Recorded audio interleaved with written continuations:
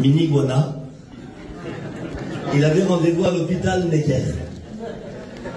Vous savez qu'avec mon petit, il se fait suivre pour ses oreilles, il est né sourd et puis on l'a su trop tard. Alors il y a un suivi médical, un protocole médical. Et à Paris, vous savez, il y a beaucoup d'embouteillages. Et j'avais un rendez-vous tôt le matin, donc il a fallu que je me réveille très tôt. Donc je me suis endormi très tôt. Et lorsque je m'endors, au respect que je vous dois, je vois comme un rêve, un songe, que je suis en train de marcher. Et lorsque je marche, je vois un bâtiment sur ma gauche. Dans ce rêve, je rentre dans le bâtiment. Et lorsque je rentre dans le bâtiment, eh bien, je rentre dans un service de soins intensifs. Et dans ce rêve, eh bien, je tourne une fois à gauche, puis ensuite à droite, et je rentre dans une chambre. Et je vois, eh bien, deux parents, un père et une mère, qui étaient là en train de pleurer. Et il y avait, eh bien, sur ce lit allongé un enfant, avec beaucoup de fils autour de lui, sur lui. Il était entubé. Dans ce rêve, je voyais beaucoup de téléviseurs, vous savez, de radio. Et puis je voyais comme un enfant mort et une famille qui était en train de pleurer. Et lorsque je suis rentré dans cette chambre, dans mon rêve, j'ai commencé à leur parler d'un message que je prêche en ce moment, combattre ses craintes par la foi.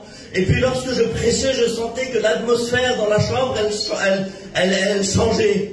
Et puis dans le rêve, j'ai prié pour l'enfant et l'enfant était revenu à la vie. Alors c'est resté qu'un rêve. Moi, le lendemain, je me suis réveillé, j'ai pris l'autoroute pour partir, écoutez.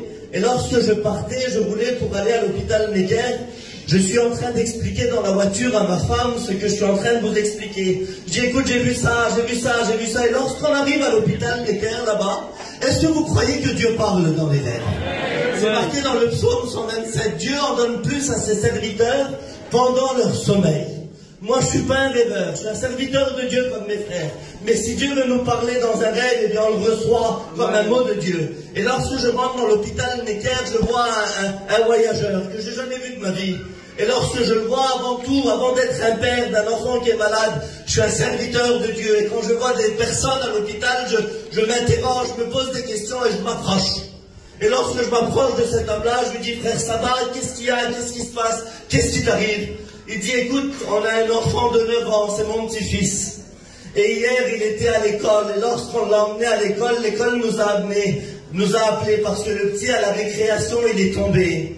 Et lorsqu'il est tombé à l'intérieur de sa tête, son cerveau s'est fissuré. Et au moment où je te parle, son cerveau baigne dans le sang. Les médecins ne répondent plus de lui. Il est abandonné de la médecine. Puis moi, je suis là, et puis je lui dis, frère, ce soir, on a une réunion. On va prier pour ton petit. J'ai rendez-vous avec mon fils. Pendant qu'on est dans le rendez-vous, mon téléphone sonne. Puis il y a un copain qui m'appelle. Il dit, Kevin, t'es dans l'hôpital? Je dis oui. Il dit, écoute, le père du petit, il voudrait que tu pries pour son fils. Et puis là, à ce moment-là, Dieu me parle et il me dit, tu vas réaliser ton rêve. Et lorsque je quitte ce bâtiment-là, je rentre dans l'autre bâtiment et je suis en train de revoir tout ce que le Seigneur m'avait montré dans le rêve. Je rentre dans un bâtiment, je monte dans les soins intensifs, je tourne à gauche, puis je rentre à droite. Et là, quand je rentre dans cette chambre, il y avait une famille, un père et une mère qui étaient en train de pleurer. Et le père me disait, pourquoi je mis le petit à l'école hier? Pourquoi on l'a emmené? Regarde, on est rendu, les médecins l'ont abandonné, le petit, ça va plus. Et puis là, j'ai commencé à leur prêcher l'évangile, alléluia. Celui qui a la puissance, alléluia. Celui en qui il y a toute autorité. Et j'ai senti comment que l'atmosphère, elle changeait, comment que la crainte, l'angoisse, elle partait, et comment que la foi, alléluia, elle prenait place. Je veux que la foi, elle prenne place dans ton cœur. Nous avons un Dieu qui guérit. Et lorsqu'on vient, on a ressenti la présence de Dieu, on a commencé à prier. Et là, j'ai fait mon travail de serviteur, j'ai prié pour le petit, mais le petit, il s'est pas réveillé. Alors je suis parti, ma famille m'attendait. Puis quand je roulais, mon téléphone a sonné. Le père de l'enfant m'appelle une demi-heure plus tard.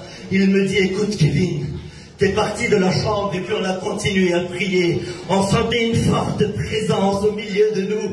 Et puis d'un seul coup sur une de télé, il y avait marqué 21, c'était la pression qu'il avait dans la tête. Et puis d'un seul coup ça fait 19, 18, 15, 13, 12, 10, 9... Ça s'est arrêté à 7, et lorsque ça s'est arrêté à 7, les médecins sont rentrés, et lorsqu'ils sont rentrés, ils nous ont demandé « Qu'est-ce que vous avez fait ?» On leur a dit rien. Ils nous ont dit « Les stades de l'enfant sont devenus normales, on va le désentuber. » Une heure après, il était désentubé. 3 jours jours après, il était sorti dehors. Notre Dieu est vivant.